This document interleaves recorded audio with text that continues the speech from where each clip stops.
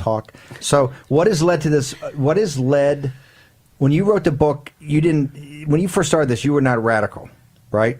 You weren't even that political. I wasn't even political. What has led to the awakening of the American working class people and middle class that now you see over the weekend hundreds of thousands of people all over the country in a self-organizing, nobody paid for this, nobody did. You see these self-organizing events. What has led to that?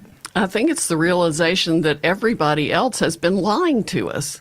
The media has been lying. I mean, if I hadn't written License to Lie and knew what I knew from the records of the cases I was writing about, that I was seeing and telling the truth, I wouldn't have known the media was lying about all of it. And I watched how they manipulated everyone before the trials of Arthur Anderson and Enron. The Houston Chronicle put 16 reporters on, putting out the government's, quote, theory of the case on all those cases.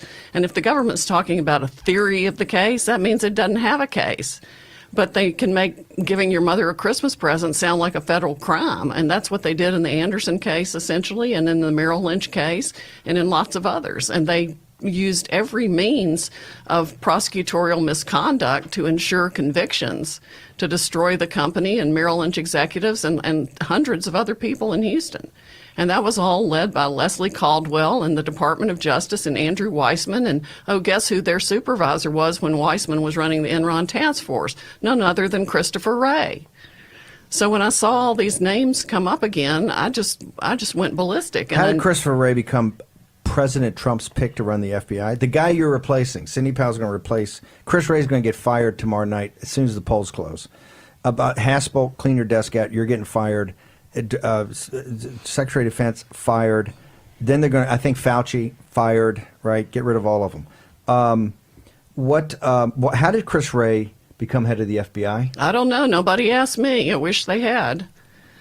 I heard that Chris Christie nominated him. He was a big push for St. Berman with the Southern District of New York. Two disastrous Chris Christie recommendations, a long line. If Chris Christie had run the transition, you would have had even worse developments than we currently had. Jack Maxey. One thing I think that everybody has to pay attention to as we uncover this vast espionage program where we had Chinese agents running Hunter Biden on behalf of his family so that they could get access to our secrets, access to our technology, purchase companies, etc. Remember these two characters from the impeachment era, Peter Strzok and Bill Priestap. These guys ran counter-espionage, and while they were running the false counter-espionage narrative trying to remove a duly elected president, what were they doing concerning all the information that we are finding now, moment by moment? They're going to all be put under investigation, McCabe and the whole crowd of them. Where were they when a biggest existential threat to this country was doing a massive influence operation to control one of the leading families in the Democratic Party and buy them off? People are coming to this awakening also. It's already having an impact on the campaign, and most importantly, a chop block Biden. Here's the key part. From the very first moment that the story came out, Biden took 10 days. For 10 days, he did two events. This is the same type of chop block we gave Hillary Clinton. She never recovered from the women her husband had assaulted or raped.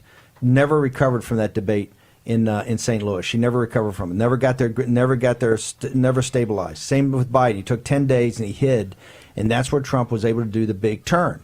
Trump got to get the nation's focus on him for 10 days. Okay, I want to bring in Raheem.